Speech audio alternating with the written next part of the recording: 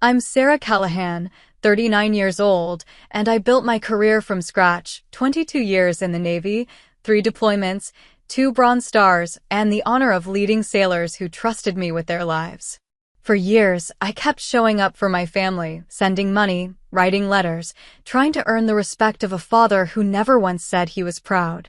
But at his 50th birthday party, when he mocked my service in front of everyone, I made a choice that changed everything. Have you ever been humiliated by someone you gave everything to? If so, share your story in the comments. You're not alone. Before I get into what happened, tell me where you're watching from. And if you've ever had to stand your ground and claim your worth, hit like and subscribe for more true stories about boundaries and resilience. What happened next might surprise you. I stand at the edge of my father's lawn, champagne glass in hand, watching him hold court. Thomas Callahan at 50, silver threading through his dark hair, expensive watch catching the afternoon sun.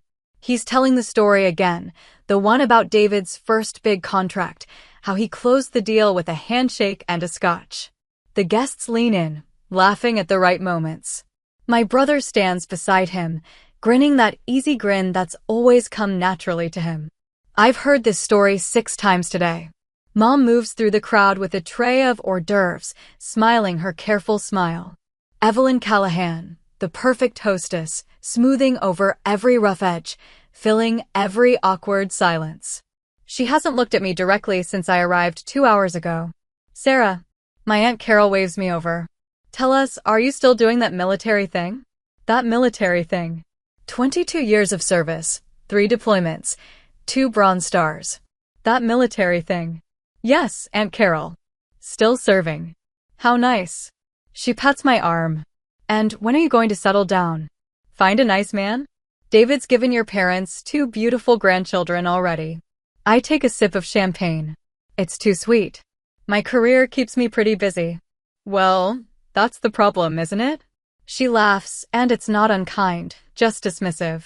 You can't build a family from a ship or a base or wherever they send you. Dad's voice cuts through the chatter. Sarah, come here a minute. I cross the lawn.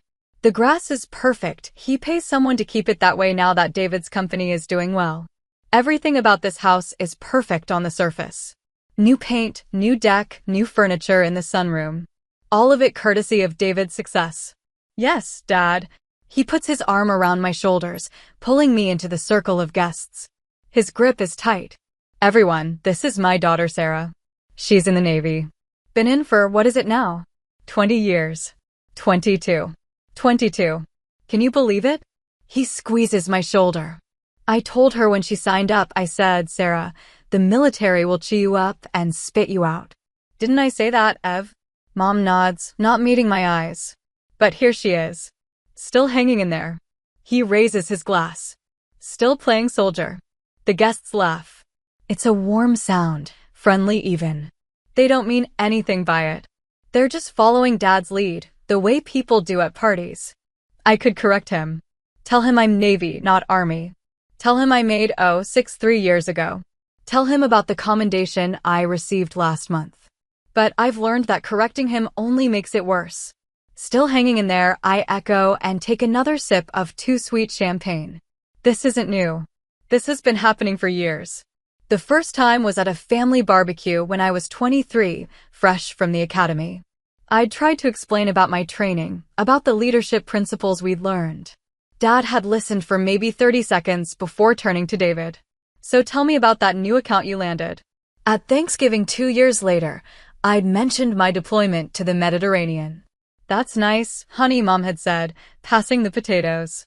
Then Dad had launched into a story about David's promotion to regional manager. Christmas, when I was 30. I'd made lieutenant commander. Brought the official photo to show them, me in dress whites, the gold oak leaves on my shoulder boards. Dad had glanced at it. Very nice. David, show everyone the pictures of the new house. My birthday, my promotions, my accomplishments, they all became footnotes to David's story. And I kept coming back, kept trying, kept hoping that maybe this time would be different. That maybe if I just explained it better, showed up more often, proved myself more thoroughly, he'd see me. But he never did. The party continues around me. David joins our circle, and Dad immediately shifts his attention. There he is. The man of the hour, well, one of them. David just signed his biggest client yet. Tell them about it, son.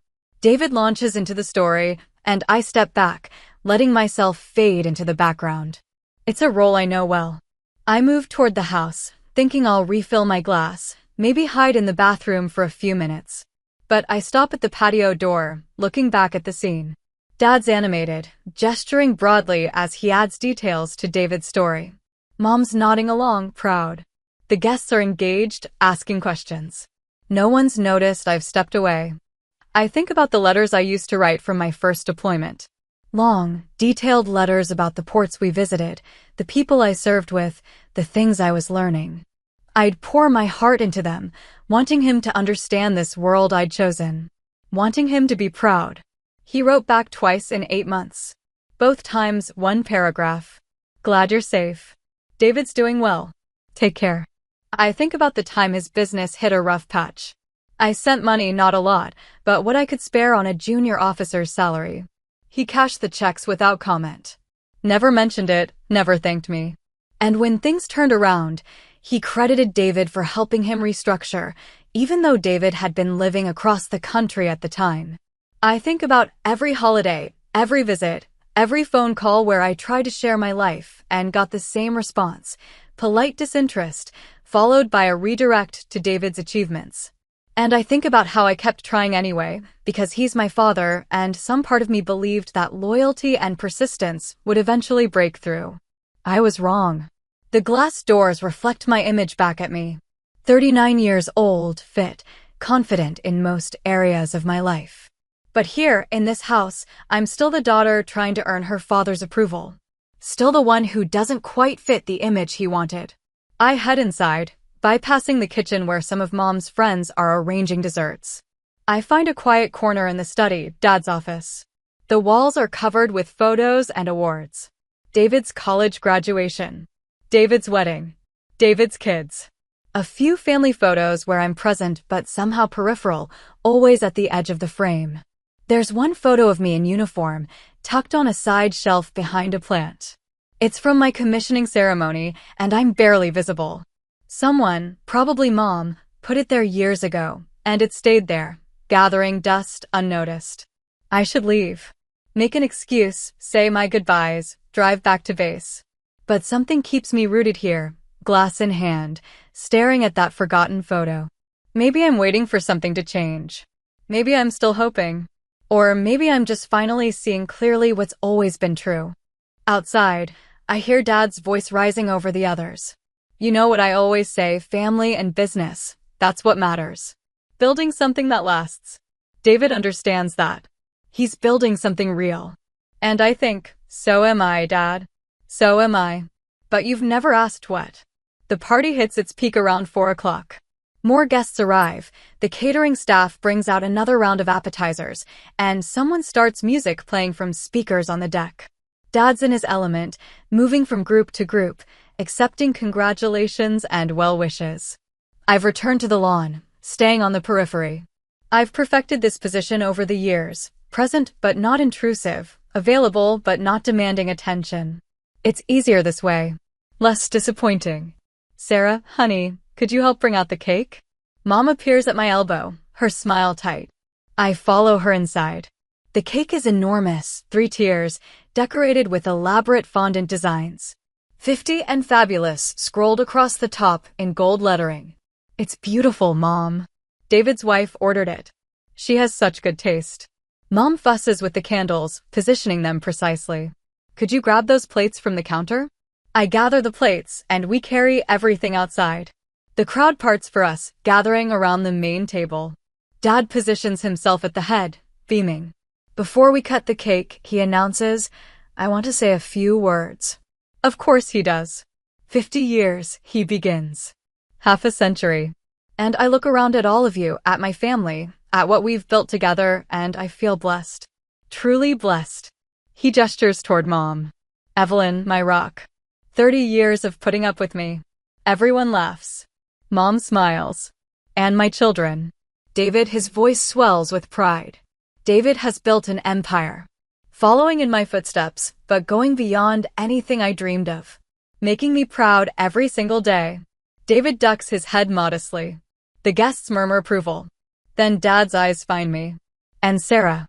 He pauses, and something in his tone shifts. Not quite mockery, but close. Sarah chose a different path. Decided the military was her calling. I told her, I remember this clear as day. I said, Sarah, the army will chew you up and spit you out. A few people chuckle. Dad grins. But she didn't listen to her old man. Never did, really. Stubborn, this one. Just kept at it, year after year. He raises his glass toward me. Still waiting to see if I'm right. Still waiting for the army to spit her out. The laughter is louder now. Friendly, indulgent. They think it's just good-natured ribbing, the kind fathers do. David's smirking. Mom's looking at the ground. Aunt Carol gives me a sympathetic shrug. And something in me, something that's been bending for years, accommodating, adjusting, trying to be small enough not to cause problems, finally reaches its limit. I open my mouth to respond. To correct him one more time about Navy versus Army. To mention that I'm not some junior enlisted hoping to make it through my first tour. To tell him that I'm a captain, that I command respect from people who actually know what service means. But I don't get the chance. The windows rattle. At first, I think it's thunder, but the sky's clear. The rattling intensifies and someone points upward. What is that? The sound builds, deep and rhythmic. Helicopter rotors. Close. Very close. The crowd parts instinctively, moving away from the center of the lawn. Mom grabs Dad's arm. David pulls out his phone, already recording. And then it appears over the tree line. A Black Hawk helicopter, navy gray, descending toward the lawn. The rotor wash flattens the perfectly manicured grass, sends napkins and decorations flying. People shield their eyes, backing away further. It lands smoothly, professionally. The rotors slow but don't stop. The side door opens. Major Brooks steps out, marine dress blues immaculate despite the wind. He scans the crowd, finds me, and crosses the lawn with precise military bearing. He stops 3 feet away and salutes. Admiral Callahan, he says, his voice carrying clearly over the engine noise. The president is waiting. Admiral. The word hangs in the air. I return the salute, crisp and exact. Major Brooks. What's the situation? Security briefing, ma'am. Classified. The president requested you specifically. I nod. Give me 1 minute. He steps back, waiting at parade rest. I turn to face my father. Thomas Callahan's face has drained of color. His mouth opens, closes. No sound comes out. The crowd is dead silent except for the helicopter. I'm sorry I have to leave your party, Dad. My voice is steady, professional. Duty calls. He finally finds words. Admiral? You're an admiral. Made Rear Admiral 2 years ago. You would have known if you'd read the letters I sent. Mom's crying. Quiet tears, her hand over her mouth. David's frozen, phone's still recording, but his smirk is gone. I look at each of them, these people I've spent decades trying to impress, trying to make proud, trying to be enough for. And I realize something. I don't need to try anymore. The cake looks delicious, I say to Mom. Save me a piece. She nods, unable to speak. I turn to the Major. I'm ready. We cross the lawn together, the crowd parting silently. Behind me, I hear whispers starting, shock rippling through the guests. At the helicopter door, I pause and look back one more time. Dad's still standing by the cake table, frozen. The man who spent years telling me I wasn't enough, that I'd made the wrong choice, that I'd fail eventually. I don't say anything else. Don't need to. I board the helicopter. Major Brooks climbs in after me, and the crew chief slides the door shut. The rotors accelerate, and we lift off smoothly. Through the window, I watch the party below shrink. Dad's still standing in the same spot, looking up. I turn away and buckle in. Apologies for the dramatic entrance, Admiral, Brooks says, handing me a briefing folder. The president wanted you there ASAP. No apology necessary, Major. Sometimes dramatic is exactly what's needed. I grew up in the house we just left, though it looked different then. Smaller. Shabbier. before David's money transformed it into something worthy of magazine spreads. My room was at the back, overlooking the woods. David's was larger, at the front, but that seemed normal. He was older, the son, the heir to whatever Dad was building. I didn't mind. I had my books, my projects, my dreams of something bigger than this small town. Dad ran a regional distribution company. Not glamorous, but solid. He worked long hours, came home tired, smelled like warehouses and coffee. He had pride, though. Pride in his business, his reputation, his position in the community. And he had plans for David. From the time David could walk, Dad was grooming him.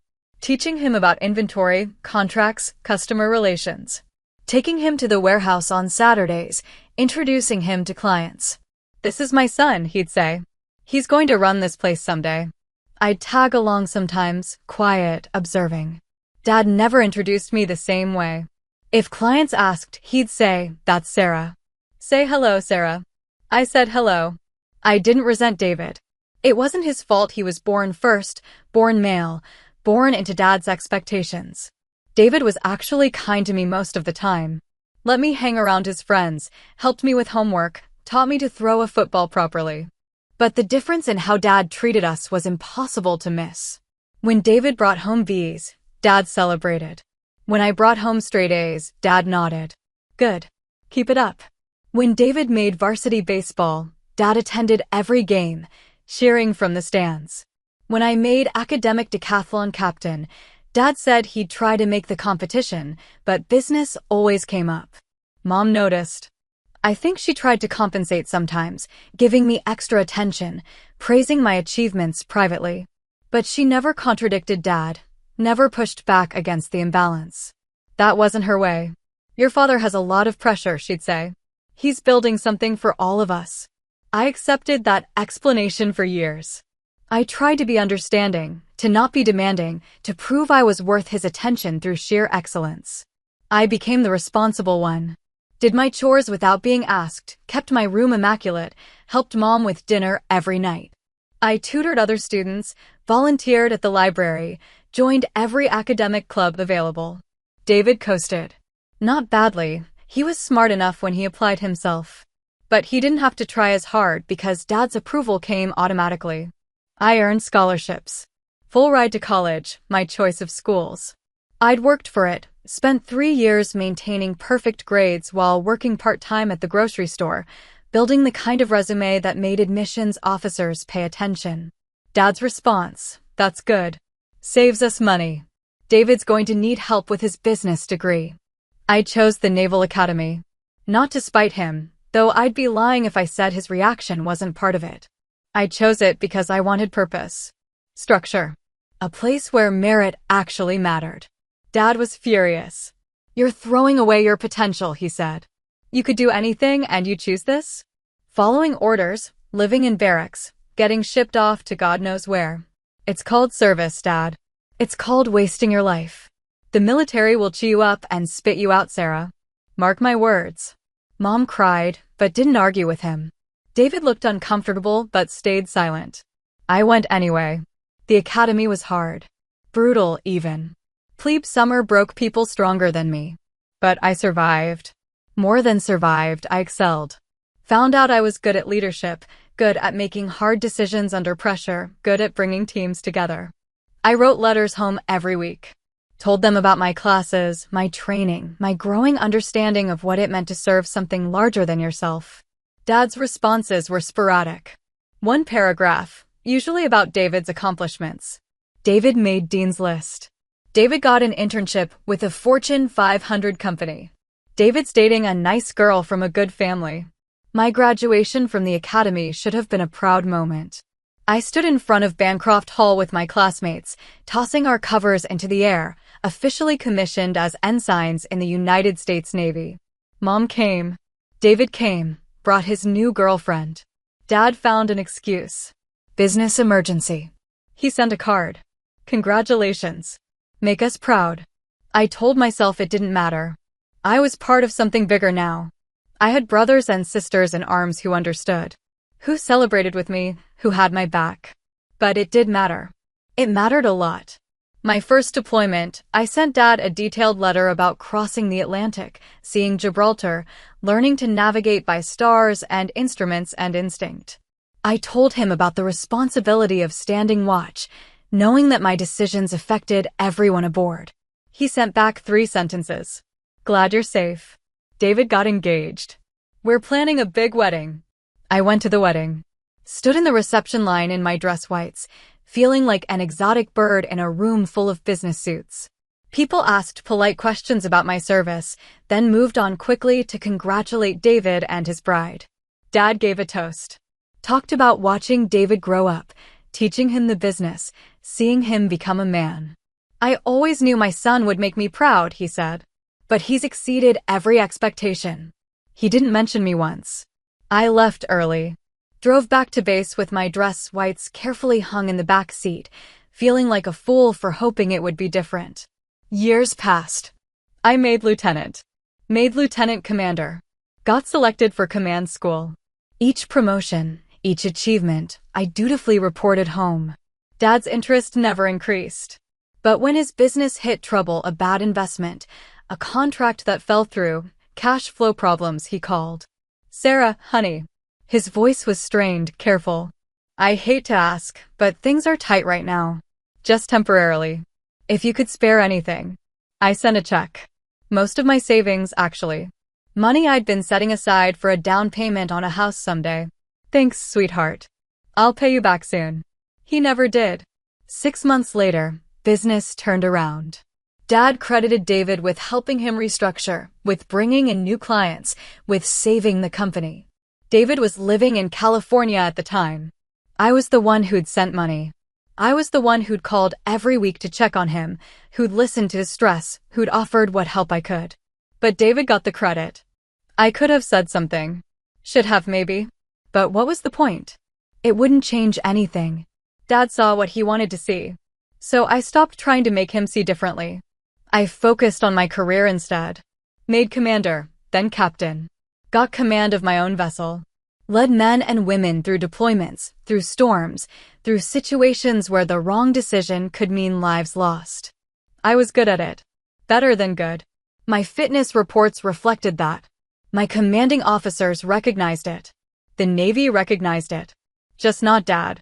Mom would call sometimes, ask how I was doing. I'd tell her about my work, carefully, the parts one could share. She'd listen, make encouraging noises. Then she'd tell me about David's latest success, and I'd know that was really what she wanted to talk about. Your father's so proud of David, she'd say. Building an empire. She never said Dad was proud of me. Eventually, I stopped expecting her to. The years accumulated. Promotions, deployments, commendations. I built a career that meant something, that served something beyond myself. I earned respect from admirals and enlisted sailors alike. I became someone people looked up to, trusted, followed. But I never became someone my father saw. And the worst part? I kept trying. Kept showing up for holidays, kept sending cards, kept answering his rare calls. Kept hoping that maybe, somehow, he'd finally see me. Looking back now, from this helicopter, I see how foolish that was. Not because he didn't deserve my efforts, but because I deserved better than to keep offering them to someone who'd never value them. The briefing lasts 3 hours. Crisis in the Mediterranean. American interests threatened. Need for experienced command presence to navigate delicate diplomatic and military waters. The president, a woman I've met twice before, shakes my hand afterward. I know this interrupts your personal time, Admiral. But you're the one I trust for this. That's why I'm here, Madam President. Afterward, I have 30 minutes before wheels up for the situation overseas. I find a quiet office, borrow a computer, check my messages. There are 17 missed calls from my family. Dad called 12 times. David 3 times. Mom twice. There are texts too. From David, Sarah, you're an admiral? From Mom, sweetheart, please call. Your father needs to talk to you. From Dad, Sarah, call me. We need to discuss this. I sit there, looking at those messages, and I realize something. I don't need to call back. Not right now. Maybe not ever. Not because I'm angry, though I was, earlier, standing on that lawn listening to him mock me. But anger has faded, leaving something clearer behind. Clarity. For years, I've been seeking approval from someone incapable of giving it. Not because he's a bad person, he's not really. Just limited. Narrow in his vision of success, unable to value anything that doesn't fit his specific framework. And I've spent decades contorting myself, trying to fit that framework, trying to translate my achievements into terms he'd understand. But I don't need to do that anymore. I've spent 22 years proving myself to people who matter. People who understand what service means. Who value leadership, courage, sacrifice. Who see me clearly and respect what they see. I don't need my father's approval to know I've built something worthwhile. I don't need his pride to feel proud of myself. I think about the girl I was, growing up in that house. The one who worked so hard for scraps of attention. Who made herself small and accommodating, hoping that would make her more lovable. I think about how she'd feel, knowing she became an admiral. Knowing she earned respect from the President of the United States. Knowing she built exactly the life she dreamed of, even when everyone doubted her. She'd be amazed. Proud. Maybe a little vindicated. I hope she'd also be relieved to finally stop seeking approval from someone determined not to give it. There's a knock on the door. Major Brooks. 10 minutes, ma'am. Thank you, Major. I close the messages without responding. I'll deal with my family later, or not. Right now, I have a mission. Right now, I have people depending on me. A crew waiting for orders. A situation that requires clear thinking and steady leadership. This is where I belong. Not on that lawn, listening to dismissive jokes. Not in that house, trying to make myself visible to someone who's chosen not to see me. Here. In uniform. In command. Making decisions that matter. I stand, straighten my uniform, and head for the airstrip. The deployment lasts 3 months. Tense negotiations, careful positioning of forces, endless meetings with diplomats and military leaders from a dozen nations.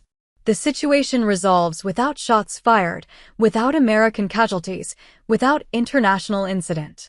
The president calls it a textbook operation. My commanding officer adds another commendation to my file. I get back stateside in mid-December. The base is decorated for holidays, garlands on the gates, wreaths on doors. There's a welcome home ceremony, but it's low-key. My staff knows I prefer it that way.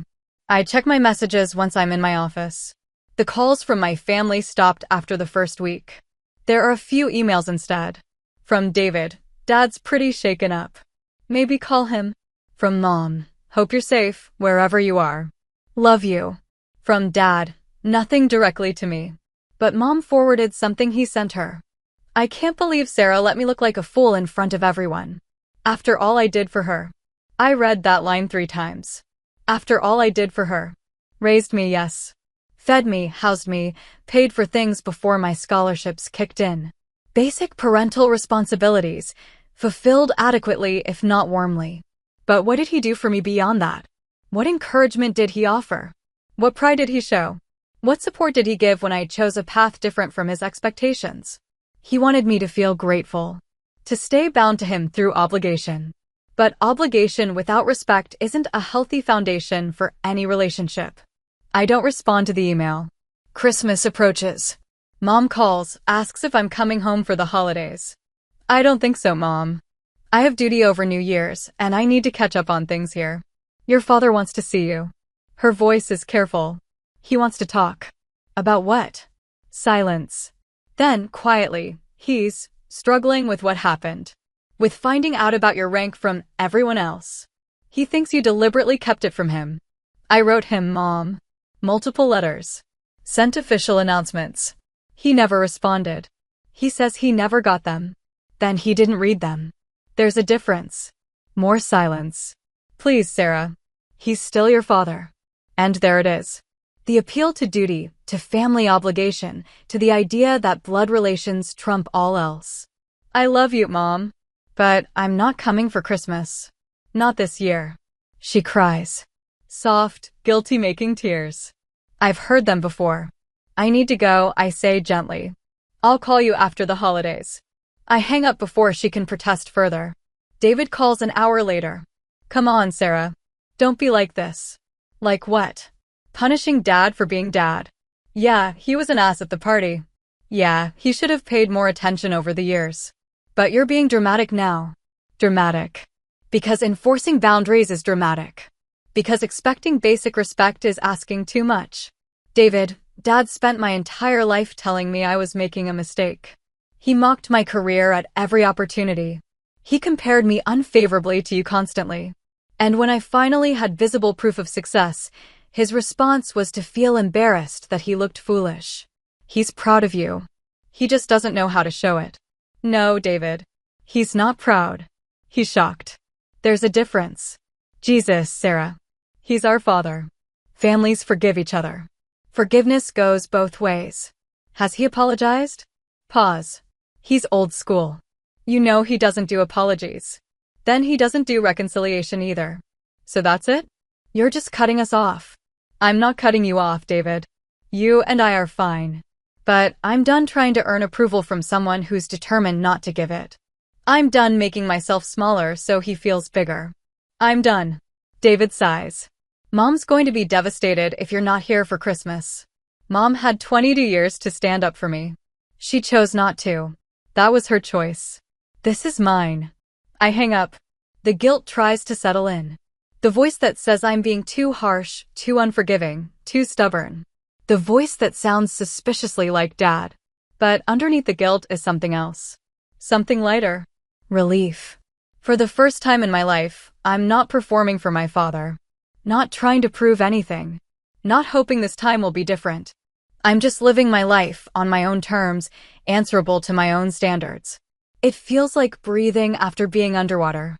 Christmas comes and goes. I volunteer for duties so married sailors can spend time with their families.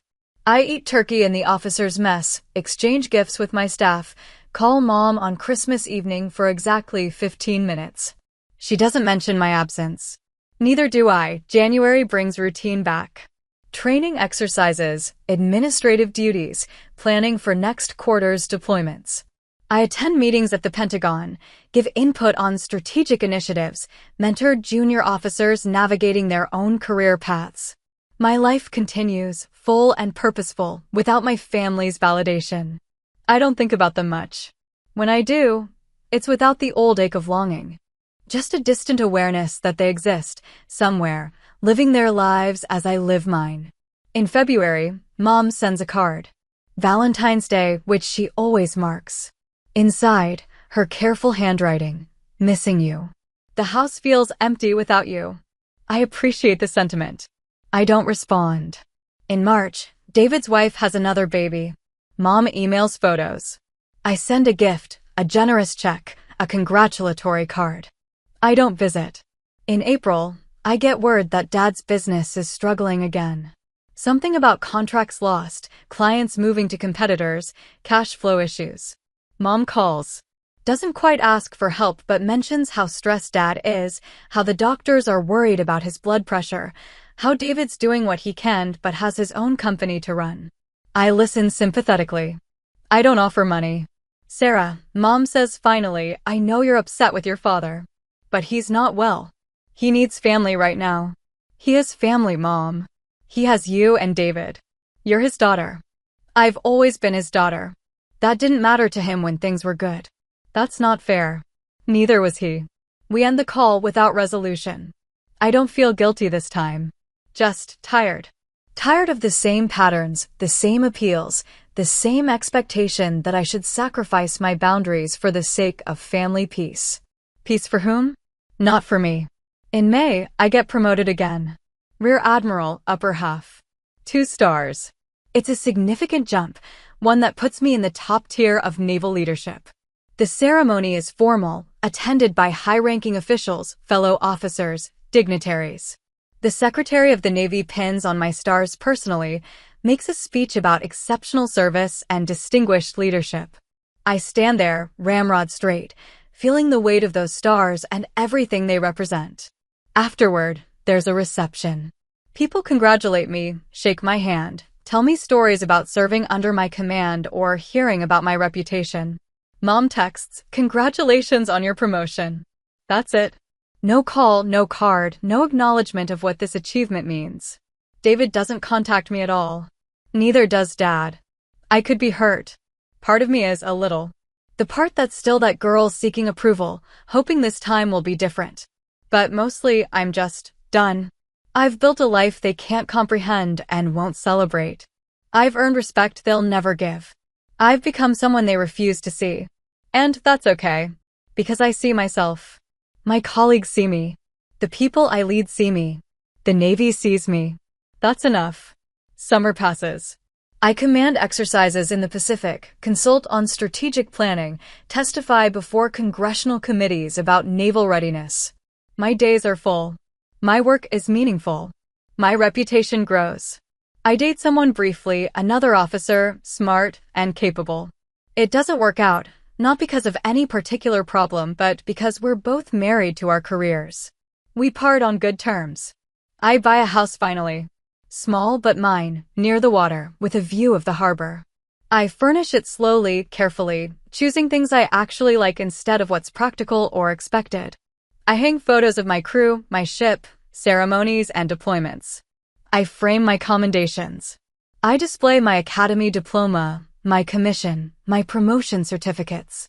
My walls tell a story of achievement and service. They reflect who I am, not who I was trying to be. In September, I get an email from Dad. Subject line, congratulations. I stare at it for a long moment before opening it. Inside, 3 sentences. Heard about your promotion to 2-star Admiral. That's quite an achievement. Guess I was wrong about the military. That's it. No apology for decades of dismissal. No acknowledgement of how his treatment affected me. No real attempt at connection. Just guess I was wrong. Too little. Too late. I read it twice, then file it away. I don't respond. In October, Mom calls. Did you see your father's email? I did. He's trying, Sarah. That's hard for him. I'm sure it is. Can't you meet him halfway? Mom, I spent 22 years meeting him more than halfway. I spent 22 years trying to earn basic respect and recognition. He gave me neither. He's sorry. He's just too proud to say it. Then he's not actually sorry. He's your father. And I'm his daughter. That's a two-way relationship. It requires effort from both sides. You're being so cold, Sarah. Cold. Because having boundaries is cold. Because requiring reciprocity is unreasonable. I'm being clear, I say. There's a difference. He's getting older. What if something happens and you regret this? I might regret it. Or I might not. But I can't build my choices around potential future guilt. I have to live my life now, based on what's actually healthy for me. Mom sighs, a sound heavy with disappointment. I raised you to be better than this. That stings as it's meant to. But I push through it. You raised me to be loyal, Mom. And I was. For decades. But you also raised me to stand up for myself, whether you intended to or not. You raised me by example, by showing me what happens when you stay silent, when you don't advocate for yourself, when you accept less than you deserve. I learned from watching you. I just chose to do things differently. Silence on the other end. I love you, I continue, softer now. But I can't keep sacrificing my peace for Dad's pride. I can't keep making myself smaller so he feels bigger. That's not love. That's not family. That's just dysfunction. I don't know what to say to you anymore. Her voice breaks slightly. You don't have to say anything, Mom. You just have to understand that I'm making choices for myself now. Not against Dad. Not against you. For myself. We end the call quietly, without resolution, without the warmth that used to characterize our conversations. It hurts. But it's also necessary. In November, I'm asked to speak at the Naval Academy's graduation. Full circle, standing where I once stood, addressing the newest ensigns preparing to take their oaths. I talk about service, about leadership, about the weight of responsibility and the privilege of command. I talk about staying true to your values even when it's difficult, about earning respect through integrity and competence. I don't talk about my family, but they're present in everything I say, in the lessons I learned from their absence as much as from their presence. The graduates listen intently. Afterward, several approach me with questions, with thanks, with the bright-eyed eagerness of people beginning a journey they can't yet fully comprehend. I was them once. Hopeful, determined, still believing that if I just worked hard enough, Everyone would see my worth. Now I know better. Not everyone will see it. Not everyone is capable of seeing it. But that doesn't make it any less real. In December, Christmas approaches again. This year, Mom doesn't ask if I'm coming home. She just sends a card with a brief note, thinking of you always. Love, Mom. I send one back, love you too. Hope the holidays are peaceful. We've reached a détente, she and I. Not close, not the relationship we once had, but civil. Respectful of boundaries. Maybe that's all it can be now. David calls on Christmas Eve. He's been quiet for months, and I'm surprised to hear from him. Hey, Sarah. David. Merry Christmas. Yeah, you too. He pauses. Listen, I've been thinking about what you said. About how Dad treated you. And you're right. I saw it happening and I didn't say anything. I let it happen because it was easier for me, because I was the one getting the attention. That wasn't fair to you. I sit down slowly. This is unexpected. I'm sorry, he continues. I should have stood up for you. Should have told Dad he was being an ass. Should have. I don't know. Been a better brother. David, no, let me finish. You were right to step back. Right to set boundaries.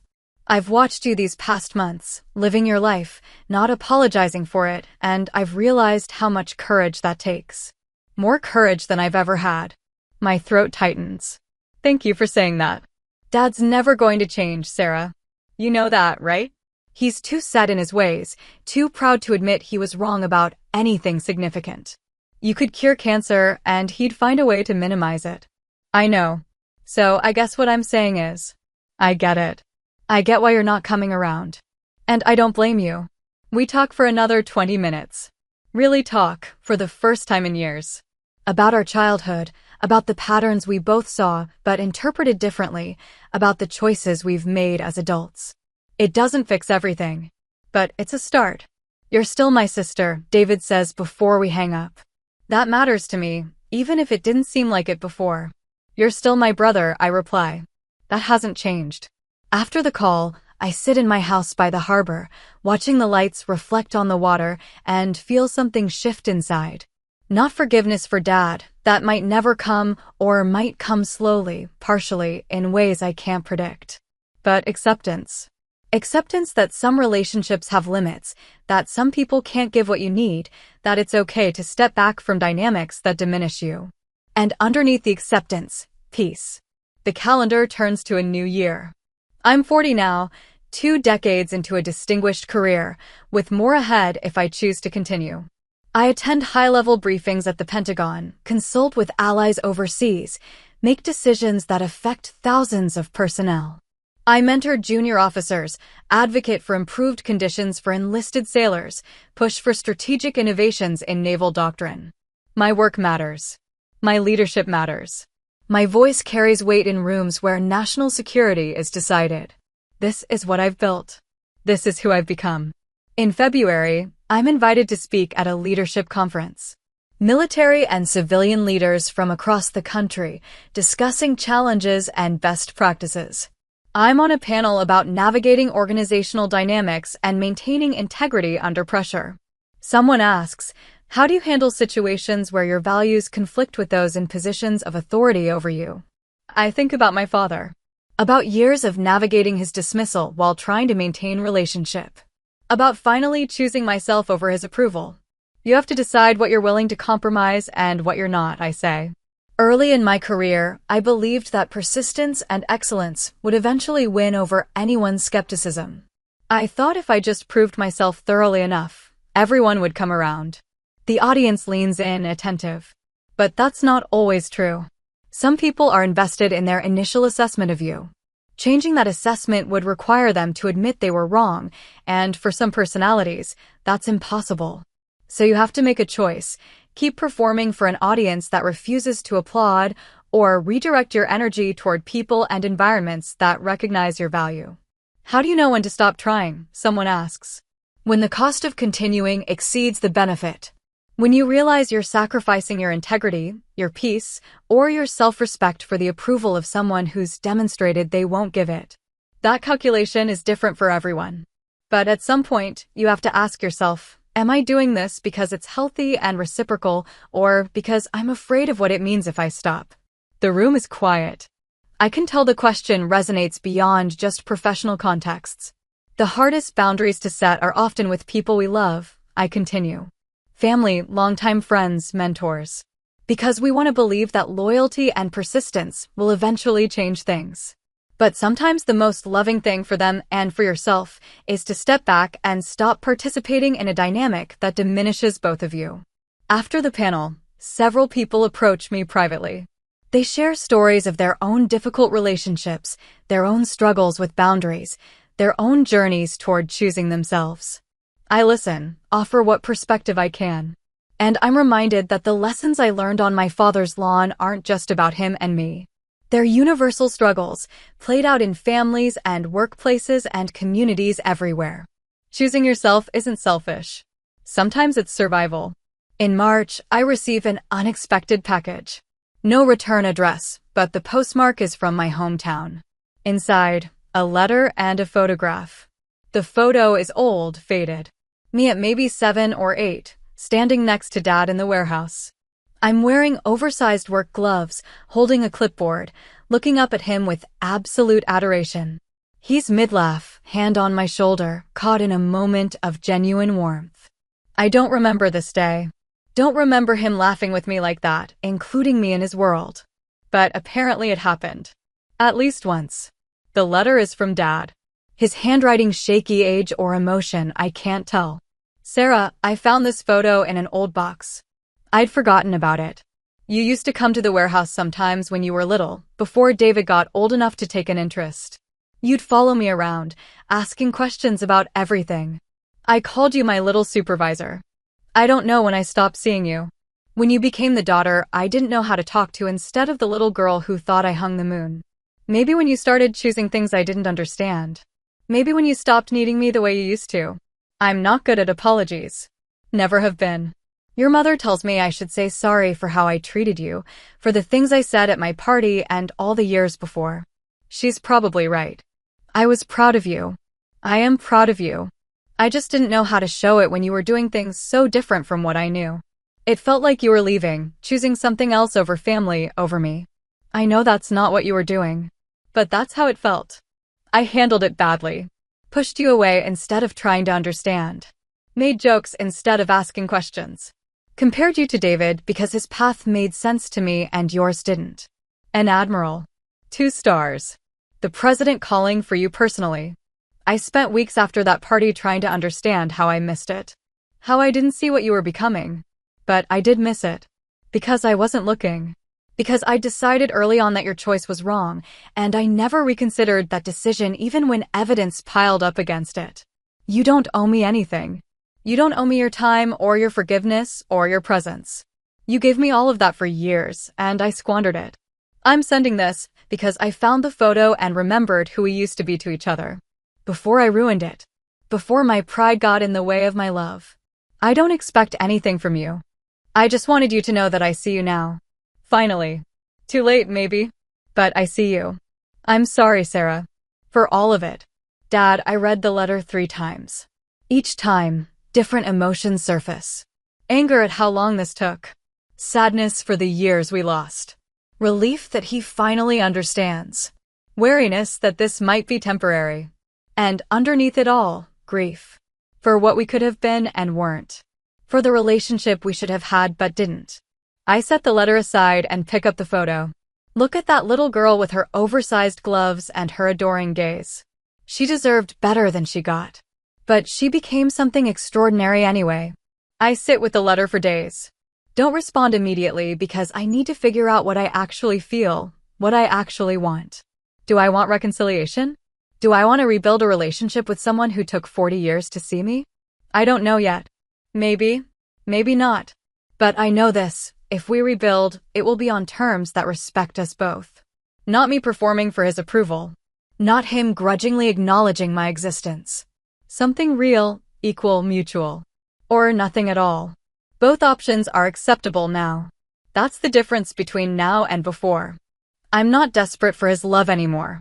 I'm not willing to accept crumbs and call them a feast. If he wants relationship, He has to show up for it. Really show up. Consistently. Over time. One letter isn't enough. But it's a start. In April, I call him. He answers on the second ring, and his voice is uncertain. Sarah? Hi, Dad. Silence. Then, thank you for calling. I wasn't sure you would. I wasn't sure I would either. More silence. Neither of us is good at this, at being vulnerable, at naming what we feel. I got your letter, I say finally. And the photo. I meant what I wrote. I know. I believe you. But it's not enough. He says it like a statement, not a question. It's a start. But no, it's not enough. Not yet. What would be enough? Fair question. Hard to answer. Time, I say. Consistency. Actually knowing me instead of the version of me you've imagined. Respecting my choices even when you don't understand them. Treating me like someone whose life has value even though it looks different from what you wanted. I can try. Trying isn't enough either, Dad. Either you do it or you don't. He's quiet for a long moment. You've gotten tough. I've always been tough. You just didn't notice. A sound that might be a laugh. Might be a sob. Fair enough. We talk for 20 minutes. Stilted, careful, neither of us sure of the ground we're standing on. But we talk. Before we hang up, he says, I'd like to see you. When you have time. If you're willing. Maybe I say, let's see how things go. That's fair. It's not a resolution. Not forgiveness, not full reconciliation, not the happy ending that stories usually promise. But it's honest. And it's a start. The Black Hawk lifts off from my father's lawn, carrying me away from the party, away from the humiliation, away from years of trying to be enough for someone who refused to see me. Below, the guests scatter in the rotor wash. Dad stands frozen by his cake table, face drained of color, finally understanding what he missed. I turn away from the window and focus forward. Major Brooks hands me the briefing folder. The situation is developing rapidly, ma'am. The president wants your strategic assessment before deciding on military response. I flip open the folder, scanning the intelligence reports. Forces positioned, threats assessed, diplomatic channels identified. Complex, delicate, requiring exactly the kind of careful judgment I've spent 2 decades developing. How long until we're airborne to the Mediterranean? 90 minutes, Admiral. Your staff is already assembled. I nod, already mentally shifting into command mode. This is what I do. This is who I am. Not the daughter trying to earn approval, but the officer trusted with national security decisions. The helicopter banks, and I catch one last glimpse of the party below. People are crowding around Dad now, probably asking questions, probably stunned by what just happened. I don't feel triumphant. Don't feel vindicated or satisfied by a shock. I just feel clear. For years, I measured my worth against his inability to see it. I made his approval the metric for my success. I let his dismissal define my value. But worth isn't determined by who refuses to acknowledge it. Success isn't measured by who chooses not to celebrate it. I built something extraordinary. Not for him. Not despite him. Just built it. Because it was my calling, my path, my choice. And whether he ever acknowledges that or not doesn't change its reality. The helicopter climbs higher. The estate shrinks below us, becoming just another property in a landscape of properties. Insignificant from this altitude. Just one small piece of a much larger world. My world is bigger now. My life is fuller. My purpose is clearer. I spent decades seeking his approval, trying to translate my achievements into terms he'd understand, hoping he'd finally see me. I don't need that anymore. Because I see myself. I see the little girl who dreamed of something more, who refused to be confined by others' expectations, who chose the harder path because it called to her. I see the young ensign who learned leadership through trial and error, who earned respect through competence and integrity, who never compromised her values for easier advancement. I see the commander who held lives in her hands and never took that responsibility lightly, who made hard decisions with clear eyes, who led with both strength and compassion. I see the admiral who earned 2 stars through decades of exceptional service, who sits in rooms where national policy is shaped, whose judgment is trusted by the highest levels of government. That's who I am. That's what I built. And it doesn't need his validation to be real. The briefing folder contains details of ships, forces, diplomatic complications. I absorb the information quickly, my mind already working through scenarios and strategies. This is what matters. This moment, this mission, this responsibility. Not the party behind me. Not the approval I'll never get.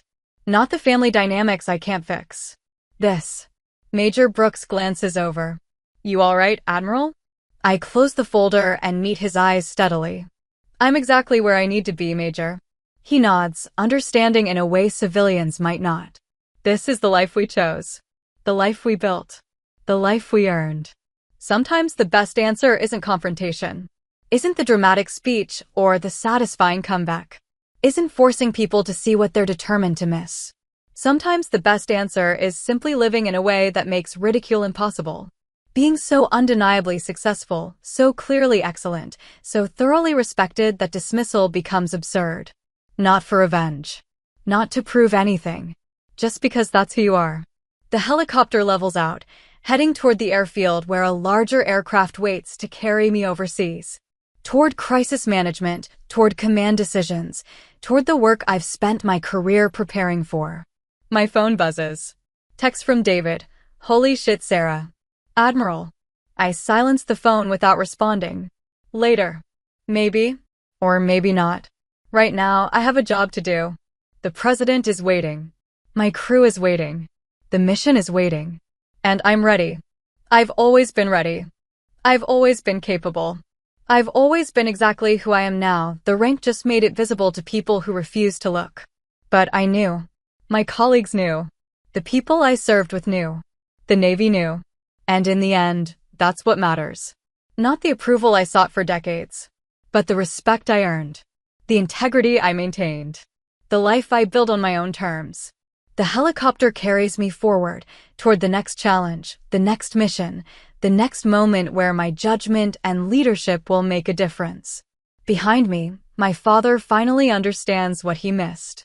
Ahead of me, a world where I'm seen clearly, valued appropriately, respected fully. I don't look back. There's nothing there I need anymore. The rotors beat steadily against the sky, carrying me toward what matters. Toward purpose. Toward mission. Toward the life I chose and the person I became. Admiral Sarah Callahan. Not playing soldier. Not waiting to be chewed up and spit out. Just serving. Leading. Excelling. Being exactly who I always was, with or without his approval. The party fades into memory. The humiliation becomes just another moment in a long story, significant only for what came after. What came after is everything. The work. The rank. The respect. The life built on my own terms. That's the real revenge. Not the dramatic entrance or the shocked faces, but the life itself. The undeniable, excellent, purposeful life. The one he said I couldn't build. The one I built anyway. The ceremony takes place on a crisp October morning, 18 months after that birthday party. The naval base is dressed in full formal regalia, flags snapping in the autumn breeze, honor guard assembled in precise formation. I stand at attention as the Secretary of the Navy reads my promotion citation. 3 stars now. Vice Admiral. One of the highest ranks in the service, achieved by fewer than 100 officers at any given time. The crowd is substantial. Fellow officers, dignitaries, members of Congress, colleagues from joint operations across all branches. People who've worked with me, served under me, witnessed my career firsthand. And in the third row, looking uncomfortable in a suit that doesn't quite fit, my father. I didn't invite him. Mom asked if she could bring him. I said yes, though I wasn't sure it was the right choice. David's here too, with his family. Mom's in the front row where family traditionally sits, dabbing at her eyes with a tissue. The secretary pins the 3rd star on my shoulder board. The weight is barely noticeable physically, but symbolically it feels enormous. Vice Admiral Sarah Callahan, he announces, and the crowd applauds. I give my remarks. Brief, professional, focused on service and the people who make the mission possible. I thank my mentors, my crew, the sailors and officers who've served alongside me. I talk about the privilege of leadership and the responsibility it carries. I don't mention my family. That's not what this day is about. Afterward, there's a reception. People congratulate me, share stories, make jokes about how I'll handle even more responsibility. I move through the crowd with practiced ease, this role as familiar now as breathing. Mom finds me first, pulling me into a tight hug. I'm so proud of you, sweetheart. So proud. Thanks, Mom. She pulls back, studying my face. 3 stars. My daughter, the Vice Admiral. I never imagined. She stops, tears threatening again. I know. David's next, shaking my hand formally before pulling me into a quick embrace. Congratulations, Admiral. He grins. I'm going to use your rank now every chance I get. My sister, the Vice Admiral, says. Going to be insufferable about it. You already are insufferable. True. But now I have better material. His kids hang back, shy around all the uniforms. I crouch down to their level, show them the stars, let them touch the braid on my sleeve. They giggle and warm up slightly. Then Dad approaches. He's aged in the past 18 months. More gray in his hair, lines deeper around his eyes. He walks slower, carries himself with less certainty. We've talked occasionally since that first phone call. Stilted conversations, careful exchanges, neither of us quite sure how to bridge the gap. He's made efforts, remembered my birthday, sent a card when I got back from deployment, even called once just to ask how I was doing. Small things, but consistent. Sarah. He stops a few feet away, like he's not sure if he's allowed closer. Dad. Congratulations. 3 stars. He shakes his head. That's remarkable. Thank you. Silence stretches between us. People flow around us, conversations and laughter filling the space. I don't know what to say, he admits finally. I've been practicing in my head all morning and I still don't know what to say. You don't have to say anything. Your being here is enough. He looks at me, really looks, and I see something I've never seen before in his eyes, uncertainty. Thomas Callahan, who always had an opinion, always had an answer, looking at his daughter and genuinely not knowing how to proceed. I wasted so much time, he says quietly. Wasted so much time being wrong, being stubborn, being too proud to admit I didn't understand. Yes, you did. He winces slightly, but doesn't argue. I'm trying to do better. Trying to understand. But I don't know if I can ever make up for you can't, I say, not unkindly. You can't make up for it. What's done is done. But you can do better going forward. You can be present now. You can actually see me now. I do see you. His voice cracks slightly. I see you, Sarah. Finally. And what I see is extraordinary. Something in my chest loosens. Not forgiveness, exactly. Not absolution. But acknowledgement. Real acknowledgement, from someone who's never been good at giving it. I need you to understand something, Dad. I'm not going to go backward. I'm not going to make myself smaller or more palatable or easier to understand. This is who I am. This is who I've always been. You either accept that or you don't. I accept it. I do. He pauses. I want to know you. The real you, not the version I made up in my head. I want to understand your world, your work. I want to hear about your life without dismissing it or comparing it to something else. He struggles for words. I want to be your father. Actually be it, not just have the title. That's going to take time. And effort. Real effort. I know. And I'm not going to chase you for it. If you want a relationship with me, you have to show up for it. Consistently. I understand. We stand there, 2 people who share blood and history but have been strangers for decades, trying to figure out if there's a path forward. I'm going to ask you questions sometimes, he says. About your work, about the Navy, about things I don't understand.